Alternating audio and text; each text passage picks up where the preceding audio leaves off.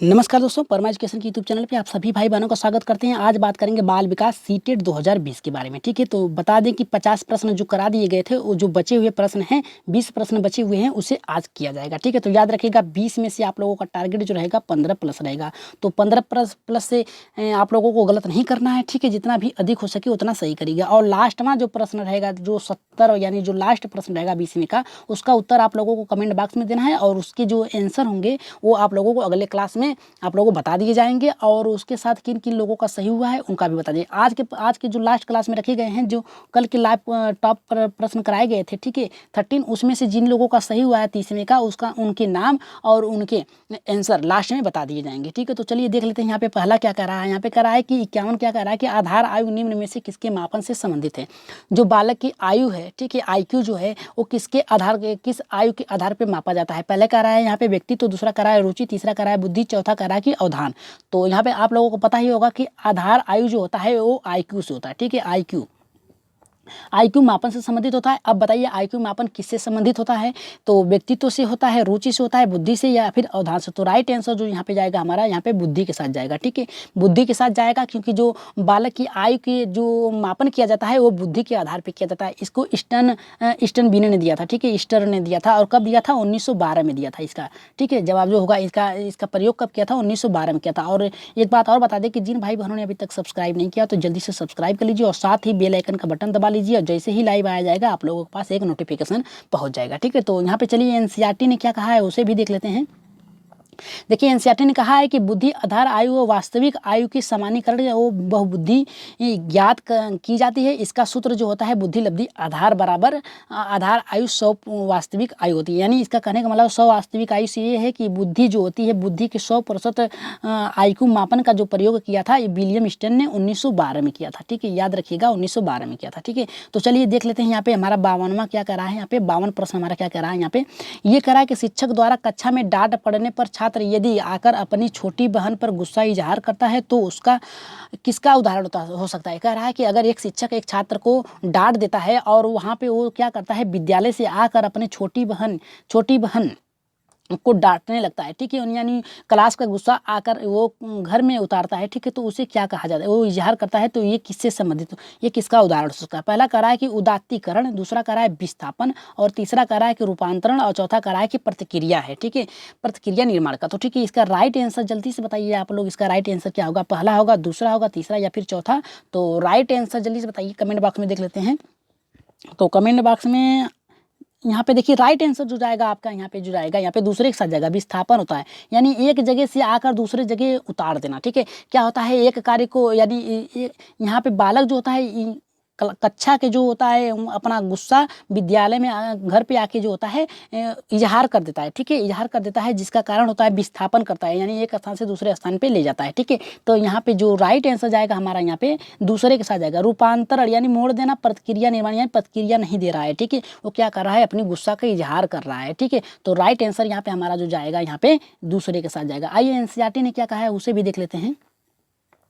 देखिए कह रहा है कि विस्थापन, इसके अंतर्गत बालक अपने गुस्से व अन्य संवेग प्रक्रिया किसी अन्य पर उपसंवेग का विस्थापन करता है। देखिए एक संवेग होता है, ठीक है, संवेग में क्रोध, भय, घृणा आ जाता है। ठीक है, और उपसंवेग में क्या आता है, आपके पारिवारिक से घटित जो होती है उससे संबंधित होता है। ठीक है, तो यहाँ पर राइट आंसर जो गया था हमारे यहाँ पे दूसरे के साथ गया था। ठीक है, तो चलिए देख लेते हैं यहाँ पे हमारा 53 क्या कह रहा है। ठीक है, यहाँ पे देखिए बहुत ही महत्वपूर्ण, ये तो गलत नहीं होना चाहिए किसी का भी, क्योंकि ये देखिए देखने में ही बहुत ही अच्छे प्रश्न हैं और हर बार पूछे जा चुके हैं। यहाँ पे कह रहा है कि निम्न में से कौन सीखने के गेस्टालवादी सिद्धांत से संबंधित। यहाँ पे देखिए गेस्टालवादी प्रश्न सिद्धांत से संबंधित कर रहा है। स्किनर होंगे, पाला होंगे, थॉर्नडाइक होंगे, या फिर यहाँ पे कोहलर होंगे। तो 53 का राइट आंसर बताइए कौन सा सही होगा हमारा। यहाँ पे देखिए क्या कर रहा है, गेस्टालवादी किससे संबंधित है। ठीक है, किस सिद्धांत से संबंधित है। तो यहाँ पे राइट जो होगा यहाँ पे हमारा सीखने के गेस्टालवादी, यहाँ पे देखिए सीखने दिया। ठीक है, यानी बालक जो होता है सीखने के सिद्धांत में किस गेस्टालवादी से संबंधित है, तो यहाँ पे कोहलर से जाएगा। ठीक है, यहाँ पे याद रखिएगा कोहलर से जाएगा। ठीक है,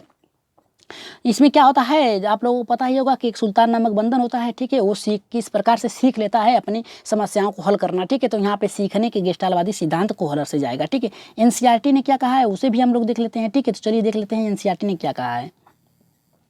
देखिए एनसीईआरटी ने कहा है कि कोहलर, ठीक है, यहाँ पे कह रहा है कि कोहलर, ठीक है, कोहलर एवं कोपका सीखने से गेस्टाल्ट सिद्धांत के अंतर्गत आते हैं। इन्होंने सूझ का सिद्धांत यानी सीखने का सिद्धांत दिया था। अचानक ही आपको क्या होता है, कोई प्रतिक्रिया या फिर कोई उत्तर आ जाता है, ठीक है, यानी किसी भी प्रश्न को सॉल्व करने के लिए आपका एकाएक आप लोग के दिमाग में क्या होता है, सूझ आ जाता है, ठीक है, जिसके कारण आप प्रश्न को सॉल्व कर लेते हैं, ठीक है। तो राइट आंसर यहाँ पे चौथे के साथ गया था, कोहलर के साथ, ठीक है। चलिए यहाँ पे देख लेते हैं, यहाँ पे चौथा यानी 54वां हमारा क्या कर रहा है कि इरोस शब्द संबंधित है। इरोस शब्द संबंधित किससे है, मरण, यहाँ पे करा है मरण मूल प्रवृत्ति से, यहाँ पे करा है जीवन मूल प्रवृत्ति से, तीसरा करा है भय मूल प्रवृत्ति से, यहाँ पे कह रहा है यहाँ पे प्राकृतिक मूल संबंधित से, ठीक है। तो यहाँ पे राइट आंसर कौन सा जाएगा, जल्दी से बताइए हमारा राइट आंसर कौन सा जाएगा। यहाँ पे देखिए यहाँ पे जो होता है, जो यहाँ पे मरण जो मूल प्रवृत्तियाँ होती हैं, ठीक है, यहाँ पे दो होती है, ठीक है, एक जीवन मूल प्रवृत्ति होती है, एक मरण होती है, ठीक है। ये मरणों उपरांत होती है और जीवन यानी जीवित रहने के साथ ही ये प्रवृत्तियाँ आती हैं। संवेग के जो 14 संवेग हैं उसके अंतर्गत आता है, ठीक है।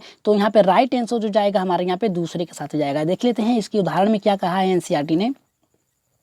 देखिए यहाँ पे एनसीईआरटी ने ये कहा है कि फ्रायड के मूल प्रवृत्ति के दो भाग होते हैं, ठीक है। यहाँ पे फ्रायड जो थे 14 संवेग दिए थे, उसमें दो भाग बताए थे, ठीक है। एक जीवन मूल प्रवृत्ति बताया था और दूसरा बताया था यहाँ पे मृत्यु, ठीक है, मृत्यु मूल प्रवृत्ति, ठीक है। इसके अंतर्गत इरोस तथा मृत्यु मूल प्रवृत्ति के को थैनोटेस कहा जाता है, ठीक है। यहाँ पे देखिए मृत्यु जीवन और मूल, ठीक है, मूल प्रवृत्ति को इरोस कहा जाता है और तथा मृत्यु मूल प्रवृत्ति को क्या कहते हैं, तथैनटोस कहते हैं, ठीक है। तो राइट आंसर यहाँ पे दूसरे के साथ गया था, ठीक है। 55 का हम लोग देख लेते हैं। 55 का हमारा क्या कर रहा है, अहम निर्देश होता है, ठीक है। अहम क्या होता है, निर्देश होता है, वास्तविक सिद्धांत द्वारा होता है, सुख के सिद्धांत के द्वारा होता है, या फिर आदर्श सिद्धांत के द्वारा होता है, या फिर सामान्य सिद्धांत के द्वारा होता है, ठीक है। तो राइट आंसर 55 का हमारा ये बताइए कि कौन सा सही होगा, ठीक है। यहाँ पे देखिए इरोस जो होता है, यहाँ पे अहम जो होती है खुद से होता है, ठीक है, यानी खुद से बालक को अहम होता है, ठीक है। वो अपने जो प्रतिक्रिया होती है उसको व्यक्त करता है, लेकिन किससे करता है, वास्तविक जीवन के सिद्धांत के द्वारा करता है, ठीक है। तो राइट आंसर जो जाएगा हमारा यहाँ पे पहले के साथ जाएगा, ठीक है। यहाँ पे सुख के सिद्धांत से नहीं होगा अहम, ठीक है, आदर्शवादी सिद्धांत के द्वारा भी नहीं होगा, सामान्य सिद्धांत के द्वारा नहीं होगा, लेकिन यहाँ पे वास्तविक सिद्धांत से होगा, ठीक है। तो राइट आंसर जो जाएगा हमारे यहाँ पे पहले के साथ जाएगा। और चलिए उदाहरण देख लेते हैं, उदाहरण में हमारा क्या कह रहा है। यहाँ पे देखिए उदाहरण में ये कह रहा है कि अहम वास्तविक सिद्धांत द्वारा निर्देश होता है, जबकि इदम यहाँ पे पाश्चिक इच्छाओं पर पराहम जो होता है सामाजिक नहीं। तो यहाँ पे देखिए क्या कह रहा है कि जो अहम होता है ये वास्तविक जीवन से संबंधित होता है, ठीक है, और इदम जो होता है अपनी इच्छाओं से होता है, और पराहम जो होता है यहाँ पे सामाजिक से होता है, ठीक है। याद रखिएगा और इसको स्क्रीनशॉट ले लीजिए, ठीक है। ये प्रश्न आ सकते हैं सीटेट में, ठीक है। तो इसको आप क्या करेंगे, सीटेट के लिए ये बहुत ही महत्वपूर्ण प्रश्न है, ठीक है। 2020 के लिए कुछ भी आ सकता है, ठीक है। तो आप क्या करिए, इससे पहले स्क्रीनशॉट ले लीजिए, ठीक है। तो यहाँ पे देखिए सभी समस्याएं सॉल्व कर दिया गया है कि अहम किसके लिए होता है, इदम किस लिए होता है और पराहम किसके लिए होता है, ठीक है। तो चलिए आगे बढ़ते हैं। यहाँ पे अपने 56 प्रश्न में देख लेते हैं। 56 प्रश्न हमारा क्या कर रहा है, यहाँ पे कह रहा है कि का, ठीक है, यहाँ पे कह रहा है कालिस्टोकाइनिन एक हार्मोन है जिनकी सुई यदि दे दी जाए तो इससे प्राणी क्या होता है, ठीक है। याद रखिएगा जो लिसिस्टोकाइनिज होता है ये मोटे यानी जो अधिक खाते हैं व्यक्ति उनके लिए होता है, ठीक है। तो यहाँ पे देख लेते हैं ये किसको दिया जाता है, भूख और प्यास दोनों में वृद्धि हो जाती है तब दिया जाता है इसका इंजेक्शन, ठीक है, सुई दी जाती है। और दूसरा करा भूख अधिक बढ़ जाती है तब दिया जाता है। तीसरा करा भूख कम हो जाती है तब। और यहाँ पे चौथा जो हमारा कह रहा है राइट जो चौथा होगा हमारा भूख और प्यास दोनों कमी आ जाती है, ठीक है। तो लेकिन राइट आंसर कौन सा होगा जल्दी से बताइए। 56 का पहला होगा, दूसरा होगा, तीसरा, चौथा होगा। यहाँ पे कह रहा है वो कौन सी सुई है, किस प्राणी को कब दी जाती है, वो व्यक्ति को लिसिस्टोकाइनिस, ठीक है। ये कौन से हार्मोन्स की सुई है जो दी जाती है, कौन से प्राणी को दी जाती है, ठीक है। तो राइट आंसर जो 56 का जाएगा हमारा यहाँ पे तीसरे के साथ जाएगा, ठीक है। हमने पहले ही बता दिया जो अधिक खाते हैं, ठीक है, उसके लिए भूख कम हो जाती है तब दिया जाता है, ठीक है, भूख अधिक के लिए दी जाती है, ठीक है। तो जो खाने के शौकीन है उनके लिए दिया जाता है कि अगर वो नहीं खा पा रहे हैं तो उनके लिए दिया जाता है, ठीक है। तो चलिए आइए देख लेते हैं यहाँ पे एनसीईआरटी ने क्या कहा है, ठीक है। यहाँ पे कह रहा है कि कालिस्टिकाइनिक एक हार्मोन है जिसकी सुई यदि दे दी जाती है तो इससे प्राणी भूख कम हो जाती है, ठीक है, यानी अधिक खाता है तो भूख कम हो जाती है, ठीक है। तो राइट आंसर यहाँ पे हमारा तीसरे के साथ गया था। चलिए देख लेते हैं यहाँ पे हमारा 57 का क्या कह रहा है हमारा, ये भी बहुत ही महत्वपूर्ण है। ठीक है, यहाँ पे देखिए इसे किसी कोई भी गलत नहीं करेगा। ठीक है, यहाँ पे देखिए कह रहा है कि बुद्धि परीक्षण में एक 16 वर्षीय बच्चा 75 अंक प्राप्त करता है तो उसकी मानसिक आयु क्या होगी। ठीक है, यहाँ पे कह रहा है कि बुद्धि परीक्षण में एक 16 वर्ष का, ठीक है, वर्ष का एक बच्चा है जो 75 अंक प्राप्त करता है। ठीक है, उसकी मानसिक आयु क्या होगी। ठीक है, तो 57 का राइट आंसर कौन सा होगा हमारा, जल्दी बताइए। यहाँ पे 8 वर्ष होगा, यहाँ पे 12 वर्ष होगा, 14 वर्ष या फिर 15 वर्ष। ठीक है, तो आप लोगों को पता ही होगा कि मानसिक आयु बटा होता है, ठीक है, मानसिक आयु बटा होता है वास्तविक आयु। ठीक है, वास्तविक आयु और गुणे होता है 100। ठीक है, यहाँ पे कह रहा है कि बुद्धि परीक्षण में एक 16 वर्षीय बच्चा है जो 75 अंक प्राप्त करता है। ठीक है, यहाँ पे 75 अंक प्राप्त करता है और कितने वर्ष का है, 16 वर्ष का। ठीक है, और इसमें से आप गुणा कर दीजिए, आप लोगों के उत्तर तुरंत आ जाएंगे। ठीक है, उत्तर जो होते हैं आप लोगों के तुरंत आ जाएंगे। ठीक है, तो यहाँ पे देखिए मानसिक आयु बटे वास्तविक आयु गुणे 100 होता है। तो यहाँ पे पूछा है कि बुद्धि परीक्षण में एक 16 वर्षीय बच्चा है जो 75 अंक प्राप्त करता है, उसकी मानसिक आयु क्या है। यहाँ पे मानसिक आयु पूछा है। ठीक है, तो राइट आंसर यहाँ पे बताइए। ठीक है, मानसिक आयु पूछा है तो यक्स बटे आप क्या करेंगे, वास्तविक आयु करेंगे, गुणे 100 करेंगे। ठीक है, अब इसके आधार पे आप उत्तर निकाल सकते हैं। ठीक है, तो राइट आंसर जो जाएगा हमारा 57 का जो जाएगा राइट आंसर यहाँ पे 12 वर्ष जाएगा। ठीक है, उसकी आयु जो होगी 12 वर्ष की होगी, मानसिक आयु जो होगी 12 वर्ष के बच्चे के समान होगी। ठीक है, तो यहाँ पे राइट आंसर हमारा यहाँ पे 12 पे जाएगा। ठीक है, देख लेते हैं एनसीईआरटी ने क्या कहा है। यहाँ पे भी उसने 12 ही बताया, 12 वर्ष। ठीक है, तो चलिए आगे बढ़ते हैं अपने यहाँ पे 58 प्रश्न पे। ठीक है, देख लेते हैं 58 प्रश्न हमारे क्या कर रहा है, केंद्रीय तंत्रिका तंत्र में होता है। ठीक है, कह रहा है कि केंद्रीय तंत्रिका तंत्र में क्या होता है। ठीक है, मस्तिष्क होता है, सभी अंग होते हैं, मेरुदंड होता है या फिर मस्तिष्क तथा मेरुदंड दोनों होते हैं। ठीक है, तो 58 का आंसर जल्दी से बताइए आप लोग क्या होगा हमारा, पहला होगा, दूसरा होगा, तीसरा या फिर चौथा होगा। राइट आंसर जो होगा जल्दी से बताइए आप लोग कि केंद्रीय तंत्रिका तंत्र में होता है क्या होता है, मस्तिष्क सभी अंग होते हैं या फिर मेरुदंड होता है या फिर मस्तिष्क और मेरुदंड दोनों होता है। ठीक है, तो राइट आंसर जल्दी से बताइए आप लोग क्या होगा हमारा। तो जो राइट आंसर होगा यहाँ पे देखिए जो होता है हमारा केंद्रीय तंत्रिका तंत्र में होता है मस्तिष्क और केसरुदंड होता है। ठीक है, जो ये होता है और मस्तिष्क होता है। ठीक है, इसमें क्या होता है, ज्ञानेंद्रियां सभी समाहित होती हैं जिसके द्वारा ही पूरे शरीर का संचालन होता है। ठीक है, तो राइट आंसर कहाँ जाएगा हमारा, यहाँ पे चौथे के साथ जाएगा। चलिए देख लेते हैं क्या कर रहा है, मस्तिष्क तथा मेरुदंड केंद्रीय तंत्रिका तंत्र के मस्तिष्क मेरुदंड में आते हैं। ठीक है, तो चलिए आगे बढ़ते हैं अपने यहाँ पे 59 प्रश्न पे। देख लेते हैं 59 का प्रश्न हमारा क्या कर रहा है, कह रहा है कि मनोग्रसित, ठीक है, यहाँ पे कह रहा है कि मनोग्रसित बाध्यता विकृति एक क्या है। तो यहाँ पे कह रहा है कि समायोजन विकसित करता है, दूसरा कह रहा है कि मनोविच्छेदी, और यहाँ पे कह रहा है चिंता विकृति, और यहाँ पे कह रहा है काय प्रारूप विकृति। ठीक है, तो राइट आंसर क्या जाएगा हमारा 59 का, पहला होगा, दूसरा होगा, तीसरा होगा या फिर चौथा होगा। तो जल्दी से बताइए इसका आंसर क्या होगा, समायोजन विकसित हो। यहाँ पे देखिए मनोग्रसित यानी वो बहुत ही परेशान है। ठीक है, उसकी एक समस्या आ गई है। ठीक है, समस्या आ गई है तो क्या करेगा, समस्या का समाधान करने के लिए उसमें कौन सी विकृति होती है। ठीक है, तो राइट आंसर जो जाएगा यहाँ पे चिंता। ठीक है, चिंता के द्वारा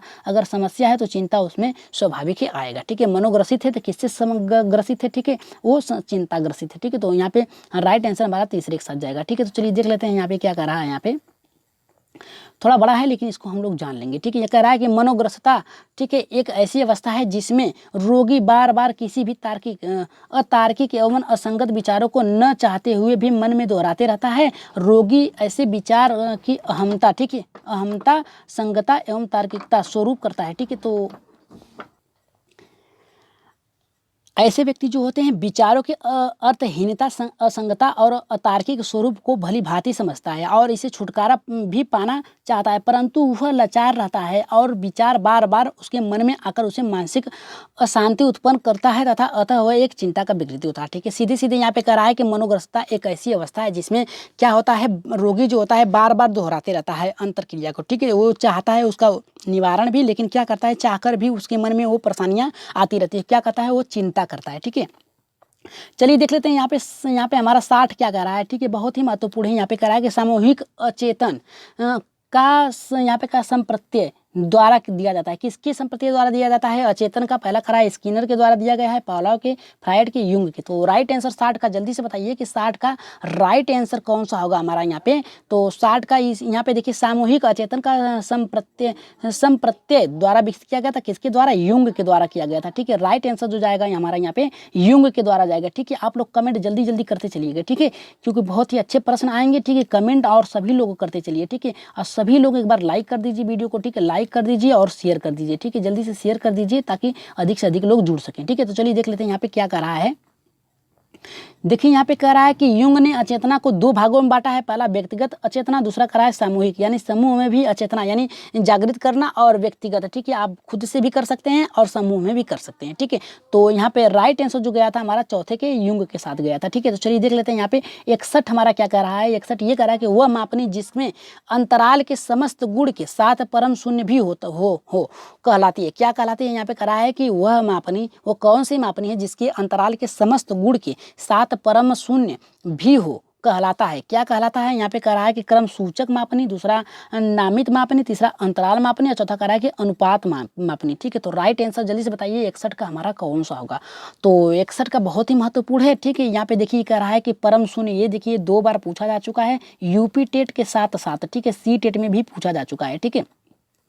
सी टेट में भी पूछा जा चुका है, यूपी टेट में भी पूछा जा चुका है, ठीक है। हो सकता है यम टेट में भी आप लोगों के पास आ जाए, ठीक है, यम टेट की भी आ जाए, ठीक है। तो कोई कुछ कहा नहीं जा सकता, तो इसे याद रखिए या थी स्क्रीनशॉट ले लीजिए, ठीक है। यहाँ पे कह रहा है कि वह मापनी जिसके अंतराल के समस्त गुण के साथ परम शून्य भी हो जाता है वो कहलाती है क्रम सूचक नामी मापनी या फिर अंतराल मापनी या फिर यहाँ पे अनुपात मापनी, ठीक है। तो 61 का राइट जो जाएगा हमारा यहाँ पे चौथे के साथ जाएगा, ठीक है, अनुपात मापनी, ठीक है। इसके अंतर्गत क्या होता है, कभी कभी अंतराल के समस्त गुण के साथ साथ परम शून्य भी आ जाता है, ठीक है। तो चलिए देख लेते हैं यहाँ पे कैसे आता है, ये यहाँ पे क्या बताया है, ठीक है।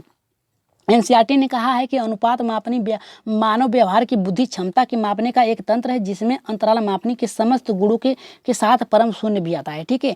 तो यहाँ पे देखिए क्या होता है, कभी कभी मापने के साथ शून्य भी आ जाता है, ठीक है। आप किसी भी व्यक्ति का जो मापन कर रहे हैं, ठीक है, उसका शून्य भी यानी उसकी आईक्यू जो होता है शून्य भी आ सकता है और उच्च भी आ सकता है, ठीक है। यहाँ पे कह रहा है कि 62 ये कह रहा है कि फ्राइड के अनुसार हमारे मूल्यों का आंतरिकरण में हो सकता है, यानी किसमें आंतरिकरण हो सकता है फ्राइड के अनुसार। तो यहाँ पे देख लेते हैं, कह रहा है अहम, इदम, पराहम और परिस्थितियों में, ठीक है। तो आप लोगों को ऊपर अहम, इदम, पराहम बता दिया गया है, तो यहाँ पे जल्दी से बताइए कि 62 का आंसर क्या होगा। ये तो आशा करते हैं कि फ्राइड के अनुसार जो यहाँ पे बताया गया था अहम, इदम, पराहम और परिस्थितियाँ, ये आप लोग भूलेंगे नहीं, ठीक है। तो 62 का आंसर बताइए किसके अंतर्गत आता है, मूल्यों का, ठीक है, ऊपर बताया गया था। तो राइट आंसर जो जाएगा 62 का हमारा यहाँ पे पराहम, ठीक है, खुद की, ठीक है, सामाजिक से आ जाएगा, ठीक है, सामाजिक से जो आएगा पराहम में आएगा, ठीक है। तो राइट आंसर यहाँ पे जाएगा हमारा तीसरे के साथ। देख लेते हैं यहाँ पे क्या कहा है सिगमंड फ्राइड। यहाँ पे देखिए कह रहा है कि सिगमंड फ्राइड ने व्यक्तित्व के मापन के मनोविश्लेषणात्मक सिद्धांत के प्रस्तुत किया। उन्होंने व्यक्ति के 2 घटक बताए, अचेतन इदम, ठीक है, इदम अहम और अत्यहम पराहम। फ्राइड के व्यक्तित्व संरचना में इदम, अहम एवं अत्य अहम पराहम होता है, जो अत्यहम जो होता है, अत्य अहम जो होता है, पराहम होता है। इन तीनों तत्वों को विशेष महत्व देते हैं। इसके अनुसार जब ये तीनों तत्व एक दूसरे के साथ सम्मानित होकर कार्य करते हैं तो व्यक्ति अपने वातावरण के साथ प्रभावशाली ढंग से समन्वय स्थापित कर लेता है तथा संबंध इदम अहम अत्यंत पराहम जन्मजात एवं वंशानुक्रम होते हैं, ठीक है। इदम अहम पराहम जो होता है ये जन्मजात होता है, याद रखिएगा, ठीक है। तो चलिए देख लेते हैं यहाँ पे 63 क्या कह रहा है हमारा। देखिए 63 ये कह रहा है हमारा कि व्यवहारवादी ने क्या कहा है कि मुझे नवजात शिशु दे दो, मैं उसे डॉक्टर, वकील, चोर जो चाहूँ बना सकता हूँ। यानी किस व्यवहारवादी मनोवैज्ञानिक ने कहा है कि आप मुझे एक नवजात शिशु दे दीजिए, ठीक है, उसे मैं जो चाहे तो बना सकता हूँ, या फिर वैज्ञानिक या फिर चोर, वकील या फिर डॉक्टर, कुछ भी बना सकता हूँ। किसने कहा है? न्यूमैन ने कहा है, प्रीमैन ने कहा है, वाटसन ने कहा है या फिर यहाँ पे होल्जिंगर ने कहा है, ठीक है। तो राइट आंसर आप लोग देखिए कि जान गए होंगे, ठीक है। 63 का कौन सा होगा? यहाँ पे वाटसन ने कहा था। किसने कहा था? वाटसन ने कहा था कि आप मुझे एक नवजात शिशु दे दीजिए, मैं उसे चाहे तो डॉक्टर बना सकता हूँ, वकील बना सकता हूँ, चोर या फिर चाहे जो बना सकता हूँ, वैज्ञानिक भी बना सकता हूँ। ये कैसे बनाता है? यानी जो संगत होती है, मेन प्रभाव पड़ता है व्यक्ति की गुणों पे संगत का, ठीक है, उसका जैसा संगत होता है व्यक्ति का, ठीक है, याद रखिएगा। वाटसन ने कहा है जिसका जैसा संगत होता है व्यक्ति उसी के अनुरूप ढल जाता है, ठीक है। आप क्या होते हैं, आपके मित्र जो होते हैं, मित्र हैं अच्छे हैं तो आप अच्छे संगत सीखेंगे, अगर बुरे हैं तो बुरे संगत ही सीखेंगे, ठीक है। तो यहाँ पे वाटसन ने कहा था आप मुझे एक नवजात शिशु दे दीजिए, मैं उसे जो चाहे तो बना सकता हूँ, ठीक है। तो यहाँ पे देखिए वाटसन ने अपने उदाहरण में भी क्या कहा है और एनसीईआरटी ने क्या माना है कि वाटसन अमेरिका के प्रसिद्ध मनोवैज्ञानिक थे। कहाँ के थे? अमेरिका के थे ये मनोवैज्ञानिक थे। वाटसन व्यवहारवादी मनोवैज्ञानिक के अग्रणी थे, ठीक है। यहाँ पे कह रहा है कि वाटसन जो थे ये अमेरिका के थे, साथ ही व्यवहार मनोवैज्ञानिक के अग्रणी थे। वाटसन का मनोवैज्ञानिक क्षेत्र में व्यवहार का प्रमुख स्थान दिया गया। व्यवहार में परिवर्तन कर मानव विकास किया जा सकता है। इसका प्रमुख कथन है मुझे नवजात शिशु दे दो, मैं उसे डॉक्टर, चोर, वकील कुछ भी बना सकता हूँ, ठीक है। तो चलिए आगे बढ़ते हैं अपने 64 प्रश्न पे। देख लेते हैं 64वां हमारा प्रश्न क्या कह रहा है। ध्यान आकर्षित होने में यहाँ पे क्वेश्चन मार्क है। ध्यान आकर्षित होने में की प्रमुख भूमिका होती है, किसकी प्रमुख भूमिका होती है ध्यान आकर्षित होने में? उद्दीपन तथा उपादेयता का। और यहाँ पे दूसरा करा है उद्दीपन की तीव्रता की, और तीसरा करा है कि उद्दीपन की विश्वसनीयता की, और चौथा करा है यहाँ पे कि उद्दीपन की सवरीयता की। ठीक है, तो राइट आंसर 64 का हमारा कौन सा जाएगा? ठीक है, तो यहाँ पे देखिए क्या होता है, ध्यान आकर्षित करने के लिए उद्दीपन की तीव्रता होनी चाहिए। ठीक है, तीव्रता होती है तभी उद्दीपन यानी जिसे सीखता है बालक उसमें तीव्रता यानी तेज गति प्रवाह होनी चाहिए, जिसके कारण क्या होता है उसकी उद्दीपन के प्रति क्या होता है ध्यान आकर्षित होता है। ठीक है, बालक का। ठीक है, तो राइट आंसर जो जाएगा हमारा यहाँ पे दूसरे के साथ जाएगा। ठीक है, तो चलिए देख लेते हैं क्या कहा यहाँ पे। उद्दीपन की तीव्रता ध्यान आकर्षित करने में महत्वपूर्ण भूमिका निभाती है, क्योंकि उद्दीपन की तीव्रता जितना ज़्यादा होगी व्यक्ति की लालसा उतनी। देखिए कहने का तात्पर्य ये है कि जितना भी बनावटी चीज़, याद रखिएगा, जितने भी अच्छे आकर्षण चीज़ होते हैं, ठीक है, भले ही वो खोखले हों, ठीक है, अगर वो आकर्षक है तो बालक उस पर ज़्यादा ध्यान केंद्रित करता है। ठीक है, जैसे आइसक्रीम को ले लीजिए। ठीक है, आइसक्रीम आप लोगों को पता है कि वो क्या होता है, आपके जो दांत होते हैं खराब कर देते हैं, लेकिन उसे इतना आकर्षित बना दिया जाता है। ठीक है, किसी को पॉपकॉर्न पसंद है, किसी को क्या पसंद है। ठीक है, तो उसके अनुसार जितना आकर्षित होगा उतना ही आपकी जो होती है केंद्रित किया जा सकता है, आपकी जो महत्वपूर्ण आकर्षित हो सकते हैं। ठीक है, तो चलिए आगे बढ़ते हैं। यहाँ पे 65 पे देख लेते हैं क्या कर रहा है। 65वां हमारा यही कर रहा है कि एक बार शेयर कर दीजिए। ठीक है, पहले एक बार शेयर करिए तो आगे बढ़ रहे हैं। ठीक है, शेयर करिए, आप लोगों की संख्या बहुत ही कम हो गई। ठीक है, एक बार शेयर करिए और साथ ही लाइक कर दीजिए। ठीक है, जितने लोग हैं उतने ही लाइक कर दीजिए। ठीक है, तो चलिए देख लेते हैं यहाँ पे क्या कह रहा है कि छात्र में रुचि उत्पन्न करने की कला क्या कहलाती है। ठीक है, क्या कहलाती है? छात्र में रुचि उत्पन्न करने की कला है, क्या है? सहानुभूति है, शिक्षण है, संपृष्ट है और प्रेरणा है। ठीक है, तो राइट आंसर आप लोग देखिए जान गए होंगे कि बालक में क्या आती है, रुचि उत्पन्न किसके द्वारा किया जा सकता है? सहानुभूति के द्वारा किया जा सकता है, शिक्षण के द्वारा किया जा सकता है, संपृष्ट के या फिर प्रेरणा के। ठीक है, तो राइट आंसर जो जाएगा हमारा यहाँ पे, जल्दी से बताइए, पहला होगा, दूसरा होगा, तीसरा या फिर चौथा? इसका राइट आंसर कौन सा जाएगा आप लोग बताइए जल्दी से। राइट आंसर कौन सा होगा हमारा यहाँ पे? पहला होगा सहानुभूति, शिक्षण होगी, संपृष्ट होगी, प्रेरणा होगी। ठीक है, तो देखिए यहाँ पे क्या होता है, अगर यहाँ पे सहानुभूति छात्र में रुचि उत्पन्न करती है, अगर रख के बारी बारी देख लिया जाए यहाँ पे, अगर पहले हम सहानुभूति को रखते हैं, ठीक है, पहले प्रश्न को रख लीजिए, खाली स्थान जो है वहाँ पे रखने का प्रयास करिए कि कौन सा सटीक बैठ रहा है। सहानुभूति छात्र में रुचि उत्पन्न करती है? नहीं। दूसरा करा है शिक्षण। ठीक है, शिक्षण के द्वारा, यहाँ पे शिक्षण के द्वारा होगा। ठीक है, शिक्षण छात्र में रुचि उत्पन्न नहीं करता, शिक्षण के द्वारा रुचि उत्पन्न की जाती है, ये भी गलत हो गया। और तीसरा करा है संपृष्ट के द्वारा, यहाँ पे ये भी गलत हो गया। और प्रेरणा छात्र में रुचि उत्पन्न, यही राइट आंसर होगा। ठीक है, राइट आंसर जो जाएगा हमारा यहाँ पे प्रेरणा। ठीक है, प्रेरणा के द्वारा जो बालक होती है उसमें रुचि किस प्रकार से, उनकी प्रेरणा यानी उनका झुकाव, जैसे ही आप उसके प्रति लगाव स्थापित कर देंगे तो बालक में रुचि उत्पन्न हो जाती है। ठीक है, आप जितने आकर्षण से उसको बताएंगे तो प्रेरणा जिस प्रकार देंगे बालक को, वो क्या करता है, रुचि उत्पन्न करता है। ठीक है, तो राइट आंसर यहाँ पे हमारा चौथे के साथ जाएगा। देख लेते हैं क्या करा है यहाँ पे। देखिए करा है कि प्रेरणा रुचि, छात्र में रुचि उत्पन्न करने की कला है। प्रेरणा में संकल्पना अब्राहम मास्लो के, किसके द्वारा दिया गया था प्रेरणा की रुचि उत्पन्न करने की? अब्राहम मास्लो ने दिया था। मास्लो के अनुसार प्रत्येक जीव अपनी आवश्यकता के पूर्ति के लिए अभिप्रेरित है, और मानव की आवश्यकता उसकी रुचियों पे उत्सुकता, यानी जितनी उसकी रुचि होगी उतनी अभिप्रेरणा बढ़ेगी। ठीक है, यानी कह सकते हैं कि अभिप्रेरणा के द्वारा मानव में रुचि उत्पन्न की जा सकती है। ठीक है, तो चलिए देख लेते हैं यहाँ पे 66 क्या कह रहा है हमारा। देखिए ये कह रहा है हमारा कि फ्राइड के अनुसार क्या है। पहला कह रहा है कि विस्मरण का अर्थ है किसी समय प्रयत्न करने पर भी किसी पूर्व अनुभव का स्मरण करने या पहले उसकी सीखी हुई किसी कार्य को करने में असफल होना। जो विस्मरण है वो कह रहा है यहाँ पे, पहला कह रहा है कि फ्राइड के अनुसार ये कह रहा है कि किसी समय प्रयत्न करने पर भी, यानी किसी भी समय आप प्रयत्न कर रहे हैं पूर्व अनुभव को, ठीक है, पूर्व अनुभव को, और वो सीखने में कार्य नहीं कर पा रहा है, असफलता है, ये फ्राइड के अनुसार है। दूसरा देख लेते हैं, कह रहा है कि ग्रहण किए गए सीखे हुए तत्वों को धारण करने या फिर पूर्ण समझ करने में असफलता को विस्मरण कहते हैं। ठीक है, और यहाँ पे देखिए यहाँ पे तीसरा कह रहा है कि विस्मरण वह प्रवृत्ति है जिसके द्वारा दुखद अनुभवों को विस्मृति से अलग कर दिया जाता है। यही राइट आंसर होगा। ठीक है, यही राइट आंसर होगा हमारा तीसरा, 66 का तीसरा राइट होगा। ठीक है, ये भी हमारा गलत होगा, दूसरा भी गलत होगा। यहाँ पे फ्राइड के अनुसार यही कहा गया है कि विस्मरण वह प्रवृत्ति है। ठीक है, मूल प्रवृत्तियों 14 जो प्रवृत्तियां हैं, ठीक है, फ्राइड के उसके अंतर्गत ये आता है। ठीक है, विस्मृति है जिसके द्वारा दुखद अनुभवों को स्मृति में अलग किया जा सकता है, यानी अलग हो जाता है। ठीक है, चलिए देख लेते हैं यहाँ पे क्या कह रहा है हमारा। यहाँ पे देखिए एनसीईआरटी ने ये कहा है कि सिगमंड फ्रायड ऑस्ट्रेलिया के प्रमुख तांत्रिक विशेषज्ञ हैं। यहाँ पे ऑस्ट्रेलिया के रहने वाले हैं, हैं सिगमंड फ्रायड, और उनके मनोविश्लेषणात्मक चिकित्सा नामक पिता, ठीक है, चिकित्सा पिता माना जाता है, ठीक है। और फ्रायड ने मानव, ठीक है, मानव व्यक्तित्व के विकास के मनोविश्लेषणात्मक संकल्पना प्रस्तुत किया था। उसके अनुसार मानव की स्मृति मानव व्यक्तित्व के विकास की अहम भूमिका निभाती है। उन्होंने कहा कि यहाँ पे विस्मरण वह प्रवृत्ति है जिसके द्वारा दुखद अनुभवों की विस्मृति अलग हो जाती है, ठीक है। तो राइट आंसर जो गया था हमारा तीसरे के साथ गया था।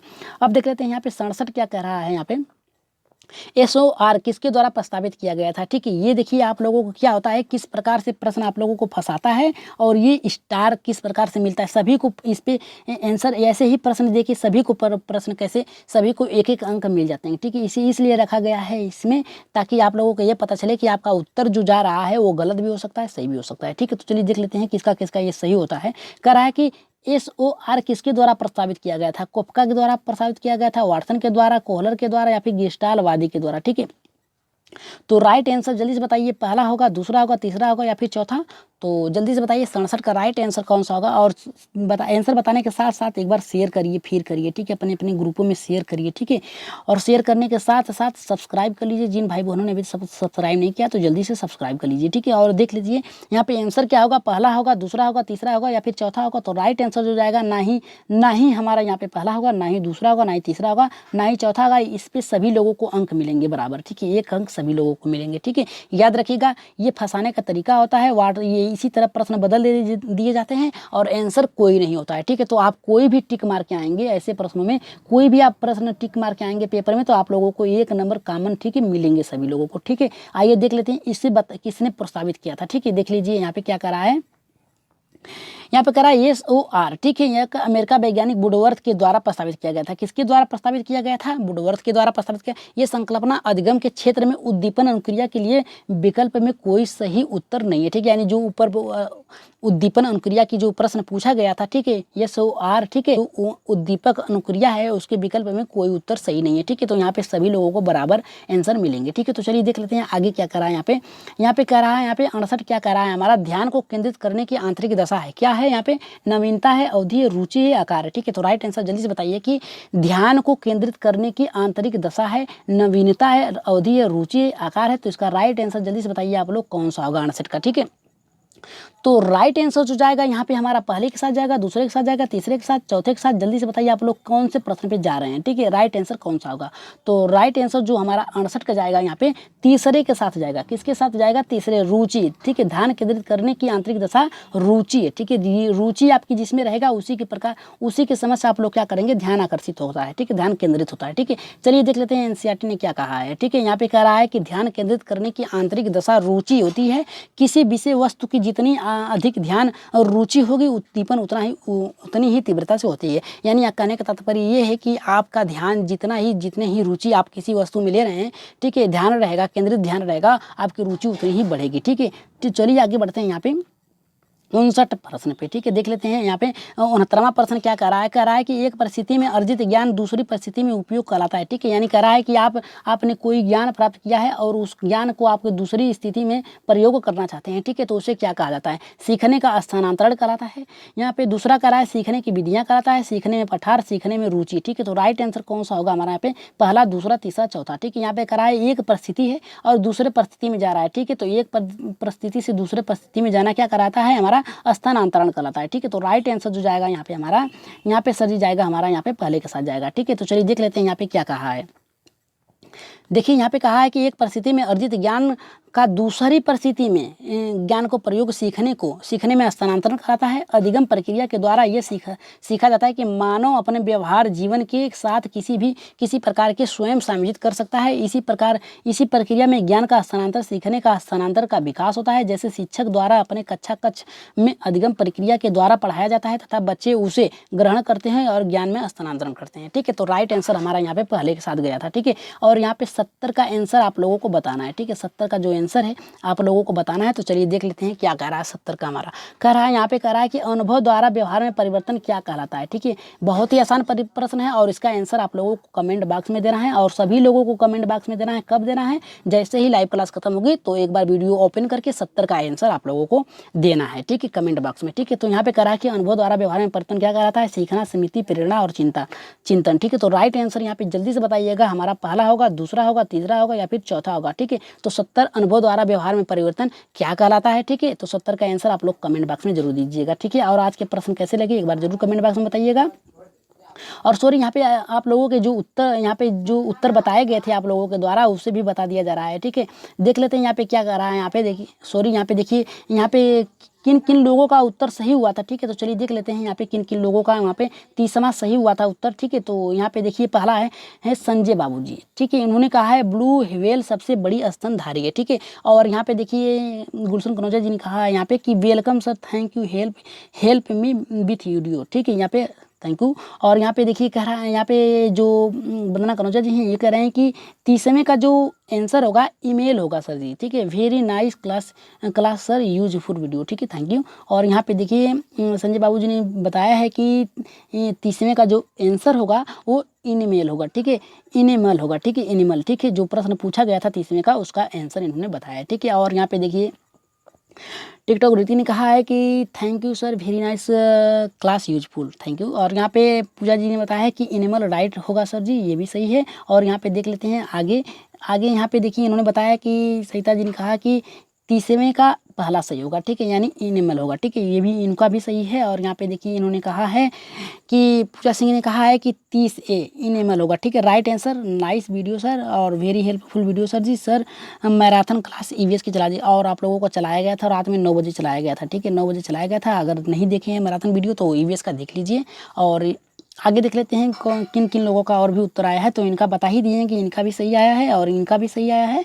और देख लेते हैं यहाँ पे इन्होंने कहा है सुपर क्लास, वेरी नाइस जी, थैंक यू। और यहाँ पे देखिए पूजा यादव जी ने कहा है कि 30वें का पहला सही होगा, इनेमल होगा। ठीक है, और यहाँ पे विकास मौर्य जी ने कहा है कि 30वें का पहला होगा। ठीक है, इनका भी राइट आंसर है। ठीक है, तो आज की वीडियो आप लोगों को कैसे लगी और आप लोग 70 का आंसर बताइएगा और कमेंट बॉक्स में बताइएगा। और आप लोगों के भी नाम और आप लोगों के आंसर वीडियो के लास्ट में बता दिया जाएगा। ठीक है, अगली क्लास में। ठीक है, तो आज के लिए इतना ही। धन्यवाद, अपना ख्याल रखिएगा, सीटीटी की तैयारी अच्छे से करिए। ठीक है, धन्यवाद।